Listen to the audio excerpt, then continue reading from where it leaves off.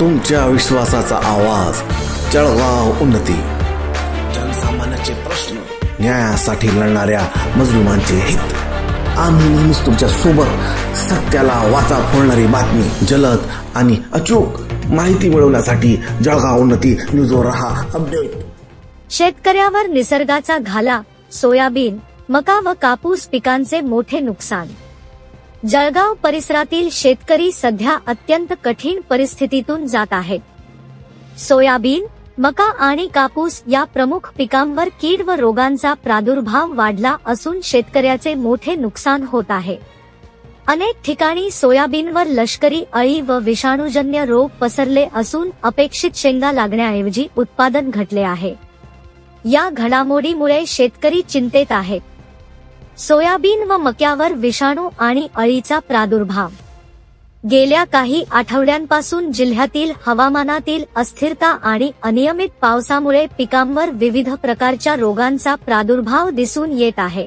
विशेषतः सोयाबीनवर लष्करी अळीचा रोग वाढत असून मक्याच्या कणसावर अळी व किडांनी हल्ला केला आहे।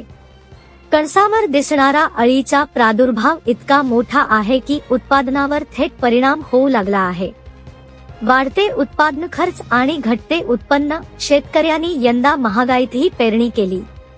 प्रति एकर 25,000 रुपये इतका खर्च करून उच्च दर्जाचे बियाणे घेतले गेले। मात्र हवामानाचा आणि रोगांचा मार यामुळे पिके फुलोऱ्यात असतानाच निकामी झाली। सोयाबीनच्या झाडांना अपेक्षित शेंगा लागल्या नाहीत, त्यामुळे शेतकऱ्याचा खर्च वाया गेला।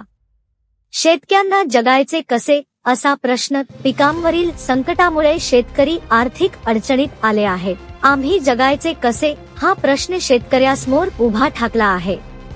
एक वर्षाचा प्रपंच कसा चालवायचा, मुलींचे लग्न कसे करायचे, कर्ज कसे फेडायचे, त्या सगळ्या चिंता शेतकऱ्यांना आहेत। देवाची कृपाही नाही आणि शासनाची मदतही अपुरीच आहे, अशी भावना शेतकऱ्यामध्ये व्यक्त होत आहे।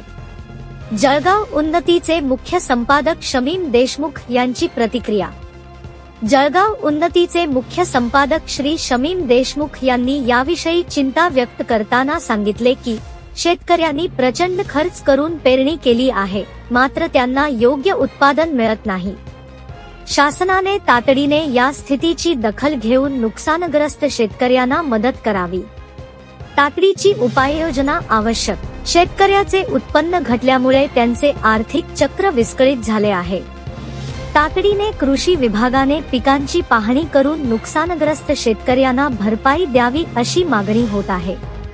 याशिवाय पिकांवरील रोग नियंत्रणासाठी तज्ञ मार्गदर्शन, तांत्रिक उपाय आणि अनुदानाची गरज असल्याचे शेतकऱ्याचे म्हणणे आहे।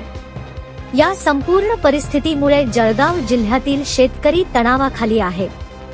हवामानातील अनिश्चितता, वाढते उत्पादन खर्च आणि घटते उत्पन्न या तिहेरी संकटात शेतकरी सापडले आहेत। शेतकऱ्यांना दिलासा मिळण्यासाठी शासनाने वेळीच ठोस निर्णय घेणे आवश्यक ठरले आहे। जळगाव उन्नती न्यूज, तुमच्या हक्काचा आवाज। आमच्या चॅनलला सबस्क्राइब करा आणि अशाच ताज्या व विश्वसनीय बातम्यांसाठी बेल आयकॉन दाबा। तुमच्या विश्वासावरच उभे राहतो जळगाव उन्नती न्यूज।